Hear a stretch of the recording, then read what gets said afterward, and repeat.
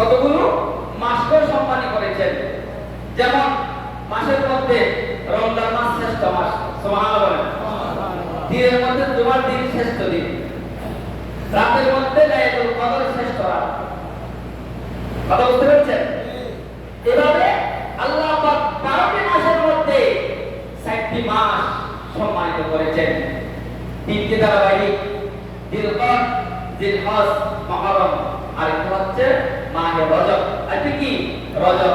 এই মাসগুলোর মধ্যে আল্লাহ পাক বলেন, বান্দারা তোমরা তো অন্যায় করো, অন্যায় তো করাটা হারাম।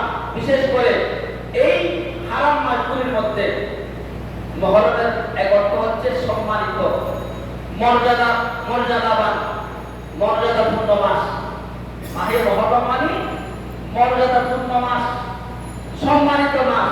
এই জন্য এই মাসের সম্মান আছে। তোমরা অন্যায় থেকে, নিজেদেরকে জুলুম থেকে, নিজেদের নফসের উপর জুলুম থেকে তোমরা নিজেদেরকে হেফাজত করো।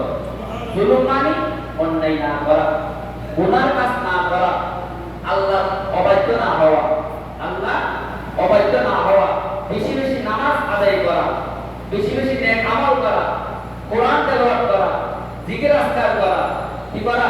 জিকির আজকার করা, তওবা করা। যারা হাজির এই মাসের মধ্যে গুনাহ থেকে বেঁচে থাকার জন্য খুব আল্লাহই বলেছেন। কে বলেছেন? আল্লাহই বলেছেন। তওবা করলে লাভ কি? বান্দা যখন তওবা করে তখন আল্লাহর প্রিয় বান্দা হয়ে যায়। সুবহানাল্লাহ বলেন। আল্লাহ কি হয়ে যায়? প্রিয় বান্দা হয়ে যায়। আল্লাহ পাক বলেন, ইন্নাল্লাহ ইউহিব্বুত তাওয়াবিন।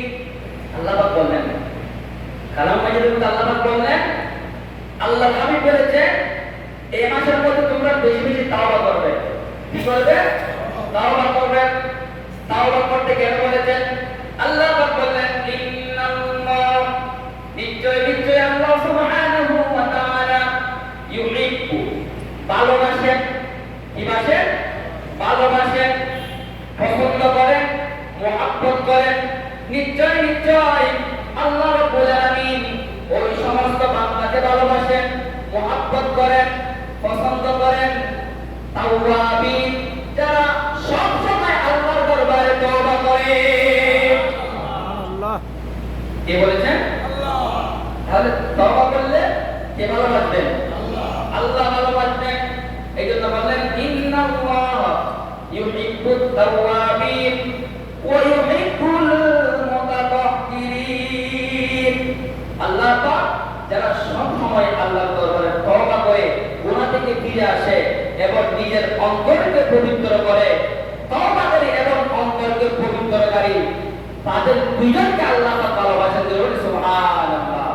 তাহলে এইজন্য এই মাসে বেশি বেশি তওবা করা মানে এটা বছরের সূচনা মাস, বছরের সূচনা মাস।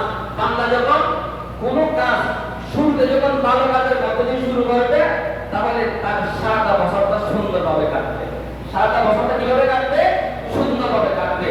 এই জন্য আল্লাহ হাবিব বললেন, বান্দা তোমরা এই মাসের মধ্যে বেশি বেশি তওবা করো আল্লাহর দরবারে। তাহলে বান্দা তওবা করলে কি হবে?